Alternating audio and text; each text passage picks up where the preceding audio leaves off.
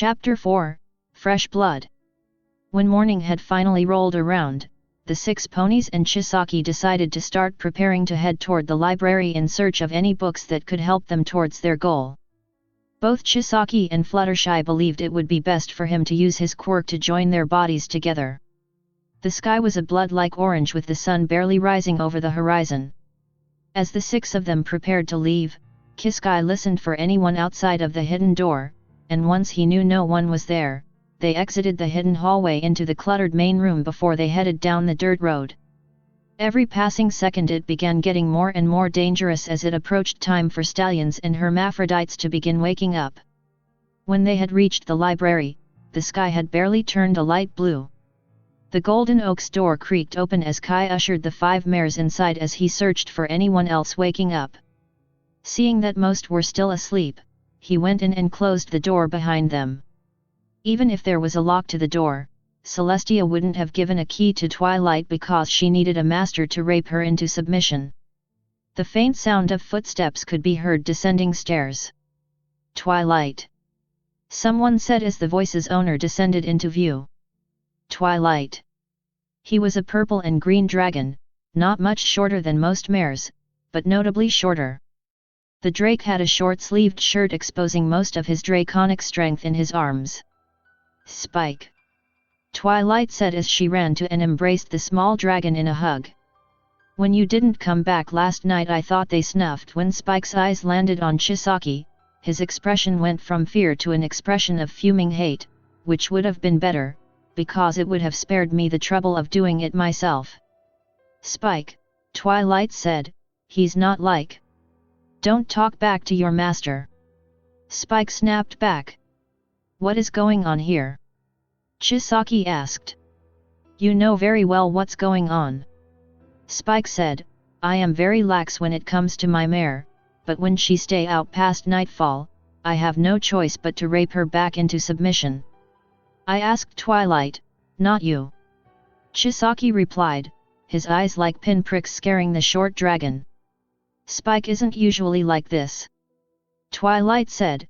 "This is merely an act so that we don't raise suspicion among the 2 of us. While my old masters, who are also my elder brother and hermaphrodite sister-in-law, is out of town, Spike was put in charge of." "Twilight." Spike's demeanor changed to a fearful one. "Did you just tell him that?" "Ugh. Now we're both going to be snuffed." I don't think so," Pinkie piped in. "He did save Fluttershy after all, along with several other mares already." "She's alive." Spike was dumbfounded. "Yes she is," Chisaki said, as he used his quirk to separate their bodies once again. Fluttershy managed to catch herself in mid-air and land a little more gracefully than last time. Through Fluttershy and Chisaki's merged body, and consciences, she was capable of listening to the conversation going on outside of their body. "Fluttershy, you're alive," Spike said as he ran in for a hug. "Spike," Fluttershy calmed the newly crying drake, "it is nice to see you again. Can you 2 stop being crybabies?" Chisaki retorted, "We need to grab what we need and get out of here. Every second passing is another chance for a stallion or hermaphrodite to walk through those doors." "What do you need?" Spike asked. "We have all sorts of books. Biology, medical science, anything of that sort." Chisaki said, "If it is science-related take it just in case. We will only take 1 trip here and never return. It would be best if our goal remain hidden from the public. This would be easier to find the books we need if I was here to organize it last night." Twilight complained as she gazed over many of the titles in search for what they need. "Many ponies don't appreciate organization as much as I do, they just stick it back on the shelves wherever they want." A few lucky hours have passed as no one even came close to the door in that time frame. They had amassed a small tower of 2 medical textbooks, an encyclopedia for standard animal biology, and a book titled Aerodynamics for Dummies. While that last one may not be as useful as some of the others, they need all of the books they can get. Chisaki found another book to add to the pile. It was an in-depth book about skeletal structure. It was roughly 2 inches thick. He opened the book to its table of contents, 12 chapters long, not including the introduction and the author's information.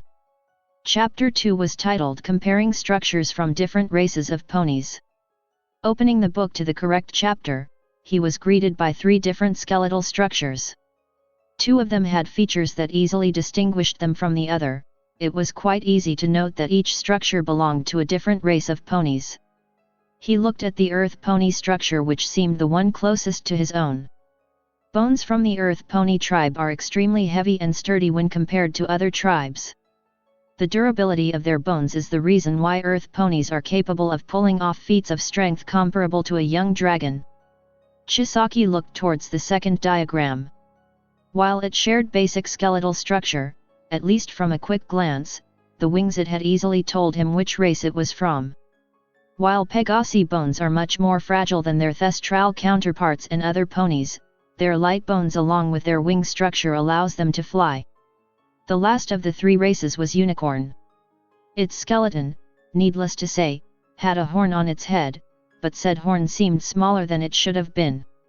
The majority of unicorn bones aren't on either side of the extreme, like Earth Ponies or Pegasi are, but the bone attached to the frontal bone of the skull acts as a conduit for magic for unicorns. Even with a layer of keratin protecting it, it has been said that getting punched in the horn is similar in pain to getting kicked in the testicles or giving birth. Chisaki closed the book after he decided it would be useful enough to keep. As he placed the book down on the table with the others, he heard the door to the library open. His eyes darted towards the door to see a red stallion accompanied by 2 caribou. Fluttershy had told him that they existed, but he had never actually seen them. If the stallion was 6 feet tall, then the caribou would have easily been 6'10". Fluttershy froze in shock when her gaze connected with the stallion's. "I just came for my sister," the stallion said as he approached the yellow Pegasus, "but it seems I found something better. The princesses will be very pleased when they hear I found an escapee and snuffed her. Possibly even more so when she hears it was the element of kindness herself." As the stallion's hand lunged for Fluttershy's neck, it was stopped by Overhaul's vice grip around his wrist. "Keep your filthy hands off her." The stallion yanked his arm back away from the painful grasp. "Who are you?" "My name is Chisaki." "Are you her new master?" Overhaul stayed silent for a moment to think his answer through. "I guess you could say that." "I see. I'm Big Mac, by the way. I'll just take my sister and I'll be out of your way," he said. "Come on, AJ, if you come willingly I may decide not to snuff you." "I'm sorry, but she's not going with you either," Overhaul said as he started taking off his gloves. "In fact, none of these mares behind me will not come with you as long as I'm in your way." "What? I ain't gonna let you steal my mare." Big Mac moved back toward the caribou before pointing a finger at Overhaul. "Kill him, then you two can take all the mares here you want." The 2 towering caribou walked over to Overhaul with malicious grins spread across their faces as they loomed over him. The caribou cracked their knuckles attempting to intimidate an unimpressed human. Even though they weren't directly facing the main 6, they could definitely feel the intensity of the caribou's gaze. Fluttershy was sent quivering, knowing that more than likely she'd become the caribou's next plaything, and possibly even their next mare meat meal.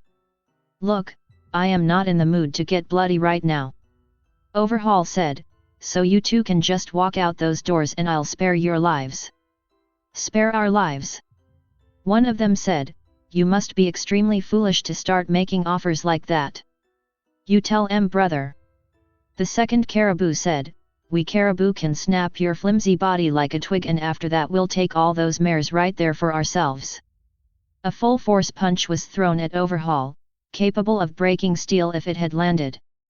Overhaul calmly sidestepped out of the way, letting the sound of the powerful punch ripple past his ear. Grabbing the caribou's arm with his bare hand, Overhaul used his quirk and completely eviscerated the caribou's right half of its body. He followed up with a dash and clawed at the caribou's remaining body, and turned him into nothing more than a blood splatter against the wall. Overhaul turned to face the second caribou.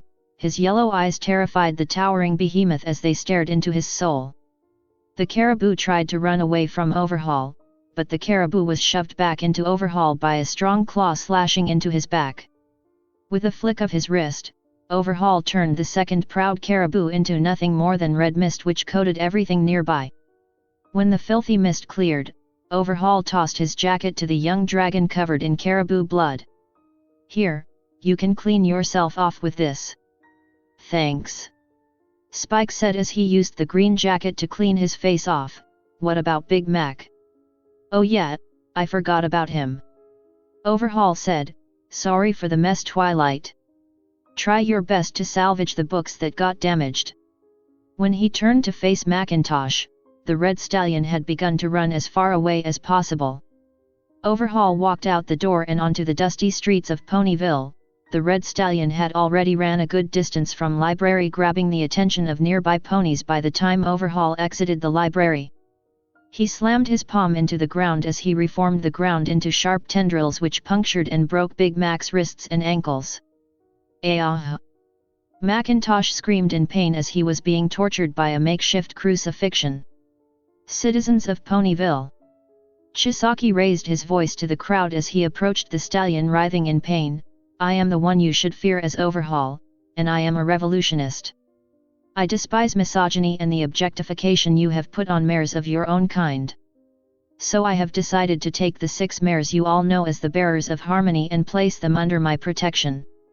And if any of you dare to even attempt to lay a finger on any of them, I will show no hesitation to kill you right then and there." Overhaul turned to face the crowd. Hundreds of stallions, hermaphrodites, caribou, and some mares on display were looking at him, listening to his message in fear. Overhaul slowly began to draw an invisible line across the weakest part of soon-to-be-dead stallion's neck, before his hand snapped and began to choke his life out of him. "But some of you may not take me seriously right now," Overhaul said, "so to show you how serious I am, I will make an example out of him for what'll happen if you even try." Releasing the death grip around his neck, Overhaul flicked his wrist upwards, creating a geyser of blood and guts that sprayed into the air. As the red rain poured from the sky, the stallion's heart fell to the ground with a wet squelch. Overhaul picked it up with one of his bare hands and presented it to the crowd, before he crushed it, spilling out the blood that was inside. "I have not place for rapists in the utopia I will make," Overhaul said, "and if you try and stop me, then you will suffer the same fate as him." Overhaul walked back to the library where the 6 mares were, but a simple glance sent an unintentional shiver down their spine.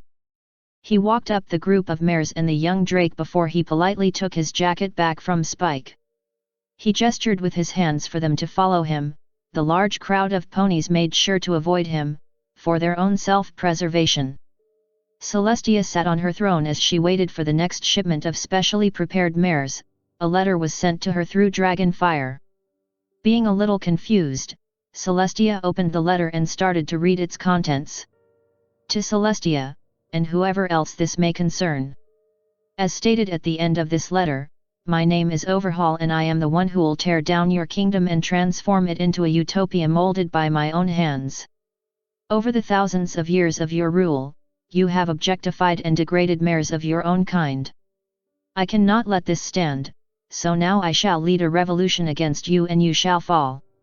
Whether or not my revolution is an army of 1,000 or one, your kingdom and everything you've worked for will crumble under my might. I have already taken the 6 mare whom you've dubbed as the bearers of harmony under my protection.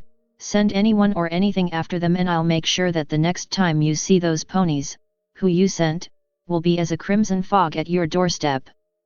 Your newest demon, Overhaul."